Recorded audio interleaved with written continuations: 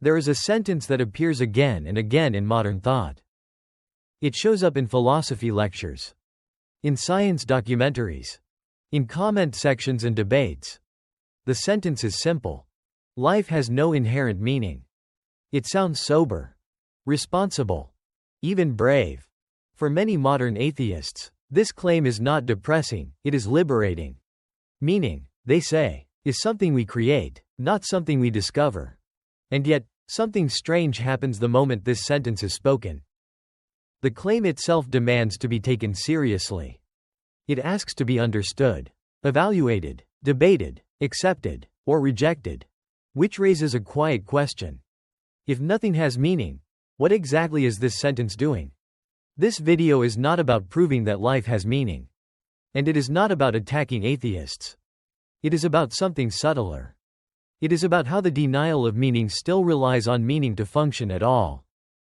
And once you notice that dependency, you may start seeing something unexpected hiding beneath the surface of modern atheism. Part 1. The modern atheist position, presented fairly.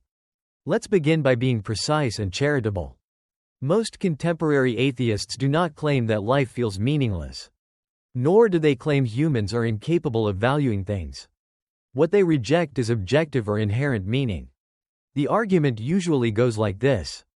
The universe is the result of blind physical processes. There was no intention behind its existence. Humans are late-arriving products of evolution. Meaning, purpose, and value are psychological or cultural constructions. In other words, meaning exists, but only because we project it. A sunset is beautiful because we experience it that way. Love matters because we care. Morality functions because societies agree on norms. Nothing in the fabric of reality itself is about anything. And importantly, many atheists see this view as more honest. They argue that humans invented gods precisely because we wanted meaning to be built into reality. Atheism, by contrast, is seen as the adult acceptance of a cold truth. No cosmic purpose. No grand narrative. No final why.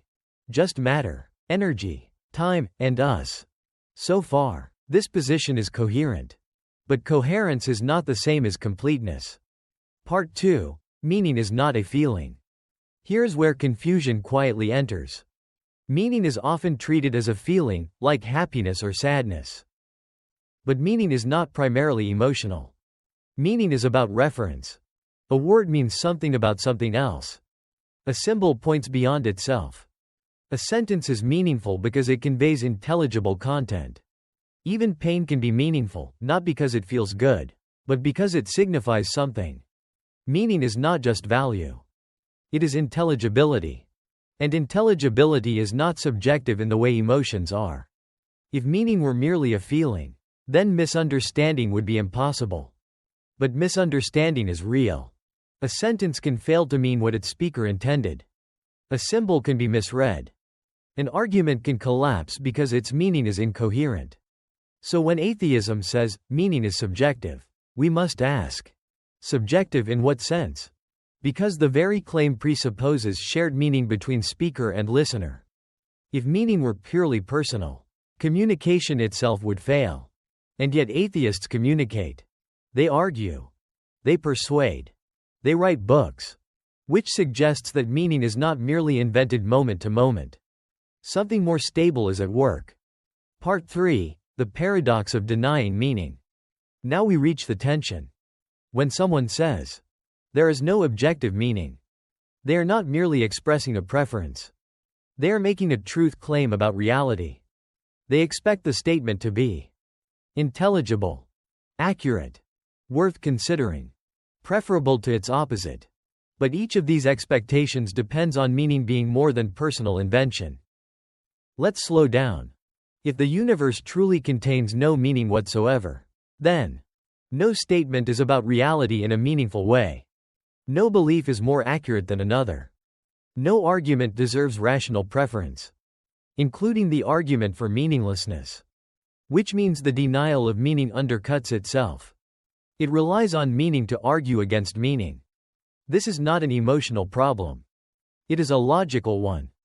The denial of meaning must borrow meaning in order to be expressed at all. Part 4. Why created meaning is not enough. At this point, a common response appears. Yes, meaning is created, but that's enough. But created meaning still raises a question. Created by whom? If meaning is created by individual minds, then no meaning can bind anyone else. If meaning is created by societies, then truth becomes majority vote. But most atheists reject both extremes. They still talk about human dignity, moral progress, injustice, harm, truth. These concepts transcend individual preference. When someone says genocide is wrong, they do not mean, I personally dislike it. They mean something closer to, this should not happen, regardless of opinion. But should not is not a chemical property. It is normative. It points beyond description to prescription. And prescription requires a standard. Which brings us to a quiet problem. Part 5. The unavoidable normative frame. Meaning always carries a normative dimension. To say something is meaningful is to imply it matters more than alternatives. But more is a comparative term. Compared to what? If there is no objective framework, then all meanings collapse into equal arbitrariness. Yet modern atheism does not live this way. It still distinguishes serious ideas from nonsense, harm from benefit, truth from error, reason from delusion. These distinctions are not optional. Science depends on them. Ethics depends on them. Language depends on them. Which suggests that meaning is not merely invented, it is recognized. And recognition implies something already there to be recognized. Part 6. Nihilism is unlivable, and atheists know it. Interestingly, many atheist thinkers acknowledge this tension. Nietzsche famously warned that the death of God would lead to nihilism, not freedom. Camus admitted that absurdity does not dissolve the hunger for meaning. Even modern secular humanists quietly rebuild meaning structures. Human rights, universal values, moral obligations, rational norms. These are not derivable from particles and forces. They are philosophical inheritances.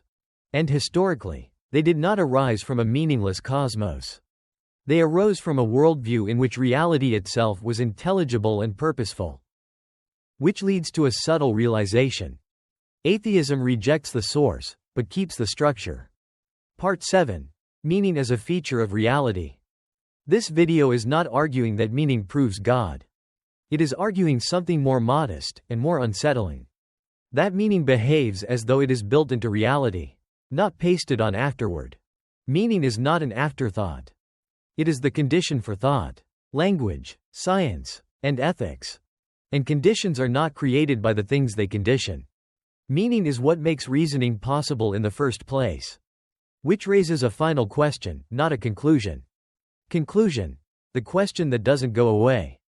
If meaning were purely invented, then the claim, there is no meaning, would be meaningless too. Yet it isn't. It demands attention. It seeks understanding. It aims at truth. Which suggests something quietly unavoidable. Even the denial of meaning depends on meaning being real. And once that is admitted, a deeper question emerges, one atheism often avoids, but never fully escapes.